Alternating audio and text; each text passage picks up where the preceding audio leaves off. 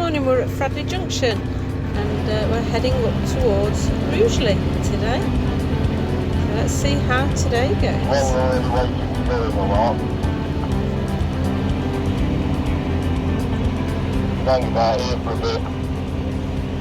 A bit busy today.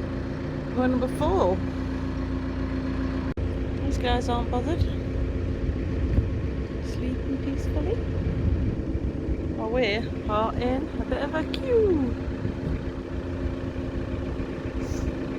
Yeah, there's one boat in the lock and 2 boats in front of us. Good morning. So we're queuing for the locks at Fradley. I think this is Shade House Lock. And there's nowhere to actually moor up here. So we're just bobbing about. Which isn't as easy as you think. Because the wind tends to take it one way and then the other. So we're quite close to these moored boats.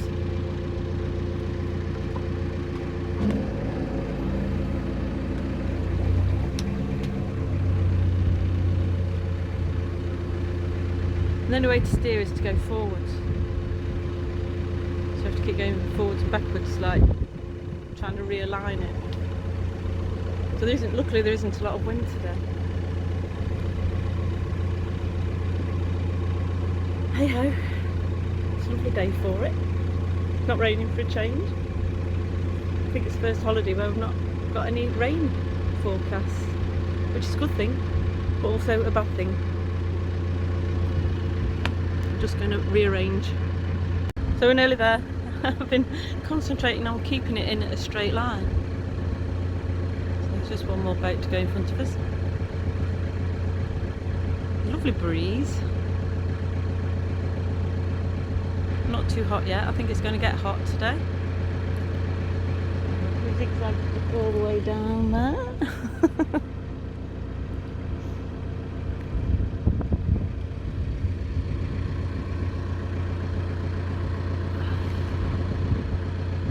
I'll turn next.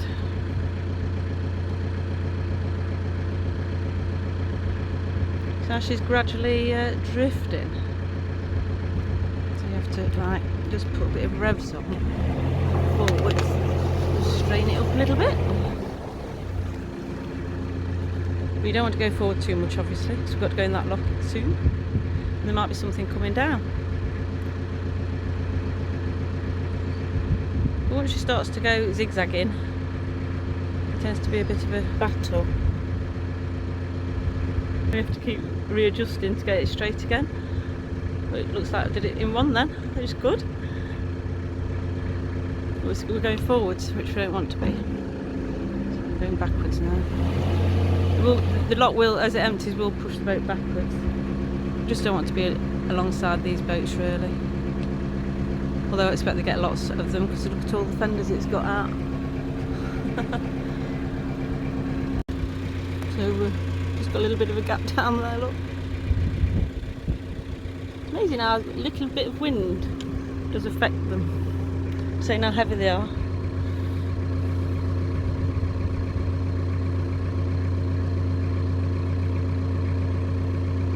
I'm ready to go in now. There's a boat coming out, so I'm hoping it will pull our front end out as he goes past us. That's the plan. But we will see.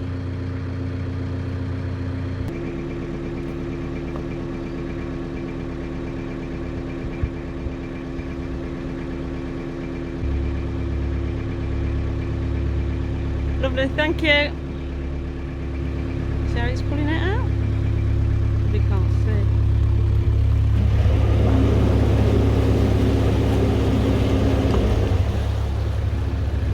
Help, and it should go straight into the lock. That's my plan. So it's pulled it out just enough. Now it's our turn. Very busy here. I'm just going to switch off a minute while I concentrate. So we're now in the lock. So finally we are up that lock, which is called Middle Lock actually, and this is heading towards Shade House Lock, which is very close. And this is the pound here is where we used to moor our little Dorncraft dandy many years ago. Unfortunately it got broken into, so it wasn't very secure. Lovely spot though. So we're on our way again up Shade House Lock and on our way. So he's just nearly hit us. No, we can't. His tiller's very low. It is, isn't it? It is a high boat, but he did apologise. My expertise on the tiller. And Carl's expertise on avoiding boats coming straight into the side of us. So now we're heading up towards Wood End Lock on the Trent and Mersey Canal, and this is where they're building the HS2. There used to be woods all here, and there was a lot of demonstrations to try and stop it happening, but you know, obviously they get their own way, don't they, with these big projects eventually. But it's a shame that they had to destroy so much woodland, and I imagine that's happened quite a lot up and down the country. It was like that all the way along here. But it used to be, it's so beautiful up here. I think it's one of my favourite spots. And it all used to look just like this. So coming up here reminded me of last year when we was coming up. As you can see, it's a bit wet. And we came across this boat, sort of just sitting on the wrong side of the canal. So the lock keeper at Wood End Lock said, "Oh, just be careful, there's a boat adrift." So we got in and we thought, well, if the people that own the boat come back, they're not going to be able to get to it. So we decided to help out. So we got our boat alongside. So obviously we've got to get the red boat to the right hand side of our boat, which proved a bit of interesting to do. And you see the mooring pins have come out now. But we did it, and we got it round the back of our boat, and we tied it off again. So hopefully the people will come back and find it on the right side of the canal, and it'll stay port. Excuse the video in. It was really bad weather as well. What do you want me to do? So yep, it's all tied up safely, and hopefully it will stay there. Yeah, these banks are really bad. And then I got to pick Carl up because it is quite shallow on that side, and I couldn't actually get the boat in. The other boat must have been a bit lighter than ours, a shallower draft. So anyway, we're back to this year, and the sad scene of all the moorings on the left hand side there have been fenced off. So yeah, and as we were approaching Wood End Lock, look who comes the other way. It's Matt from Nog in the Nog. There's Matt and Stella. They've got a YouTube channel, check it out. They're really good. And here's Stella coming from the lock, she's just on the lock, so it's all almost ready for us. How sad is that? And this house here is Lock Cottage, right next to the lock, and it's always looked really pretty, but it's all empty and looking a bit really derelict now. So I'm guessing that was a compulsory purchase as well. Maybe it'll be reinstated once they're finished. And off we go, up that lock. That's Wood End Lock, heading towards Hansacre and Armitage.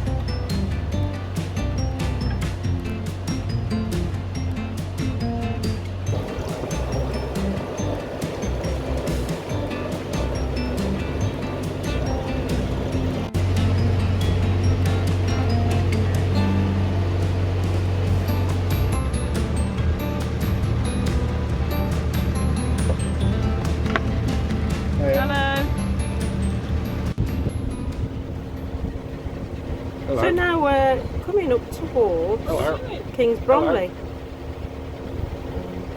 could get a bit of a hitchhiker on board. This guy lands on the roof and looks a bit confused. And then he decides he's going to be the captain for a while. I think he's tired. He probably got lost. So he came with us on the boat for a short period. He actually came all the way under this bridge. I was worried he was going to fly off and hit the bridge or something, I don't know, or fall in the canal. Anyway, he stayed with us for a while and then he flew onto this roof, look. So we said goodbye and carried on our way. So we're going past King's Bromley Marina now as we head on our way. It is very hot still, bit of a breeze, but it is very, very hot. So we're more up under a tree for some lunch and just watch the world go by a bit. And these guys enjoying the waterways in their kayaks.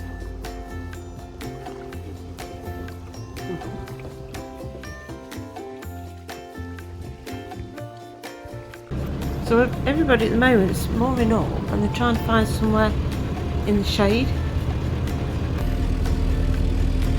Hiya. Hiya. Alright. Alright. Nice bit of shade there.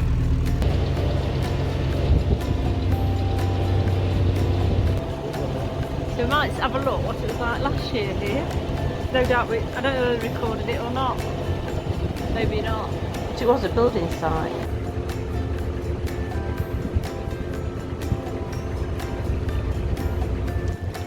We'll get into trouble.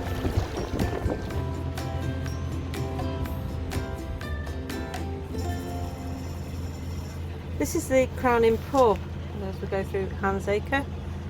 So there's visitor moorings around here, and if you get off your boat and walk across that bridge, turn left, and then there's a fish and chip shop just there, and it is excellent. I can highly recommend it.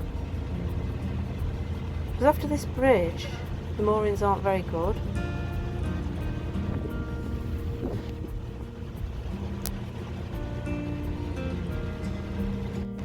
Now we're coming up to Armitage Shanks, which is a place that makes toilets and sinks and bathroom stuff. So it's been going since 1817 and it was founded by Thomas Bond and it's still making them today. Excellent, isn't it? And we're now approaching Armitage Tunnel. And down there, that road is Rugeley Road, and it's a 513. And there's a pub just on the left here called the Plum Pudding. I have to drop Carl off to go and check the waste clear through the tunnel because it's very narrow. So they call this Armitage Tunnel. Yeah, it isn't actually a tunnel at all anymore. It's actually a road bridge we're going under at the moment. It's very narrow. It did used to be a tunnel, but subsidence created problems and they had to remove the roof. That was in 1970s. The tunnel was actually built in the 1770s, and I bet they built it really fast. They didn't used to hang around in those days. They used to soon get things done. It's a bit bright. Oh, that's a bit bright. You have to be really careful because it's so narrow and it's not very level. You soon bump into the sides in places. So I was trying to concentrate. Now this is called the Ashtray. And, yeah, another canal side pub. Lots of those, isn't there? And we'll soon be in Rugeley now.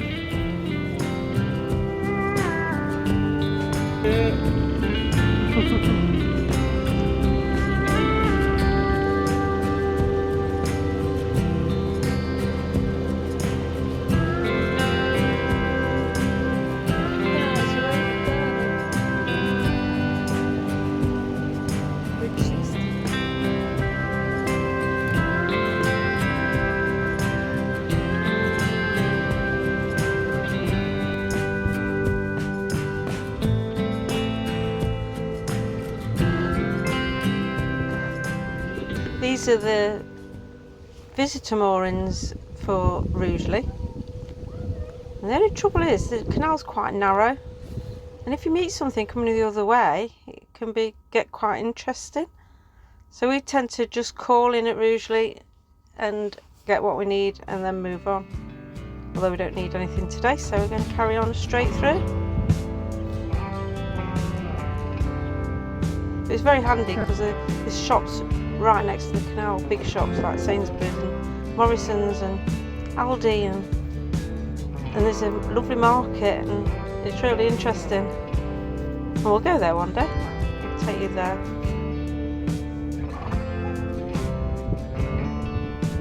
So yeah, we came up this way actually last year. And they were doing pilings. See on the left, on the right hand side. There's pilings going in then, so they're checking the time. So this is what we do sometimes. Snip, snip, snip, snip, snip, snip, snip, snip. Don't do something else. I nearly dropped the GoPro there. Had to save it, put it back now. But yeah, we've got some garden shears on the boat, and sometimes as we go past we'll snip a few bits of weeping willow off because they do get rather unruly. Anyway, we're coming over the River Trent now, and we're more up just past there. So that's us done for the day. I'm just going to relax and watch this lovely sunset. So thank you for watching. I hope you've enjoyed it, and we'll be going to Great Haywood in the next vlog. So I'll catch you then. Take care. Bye.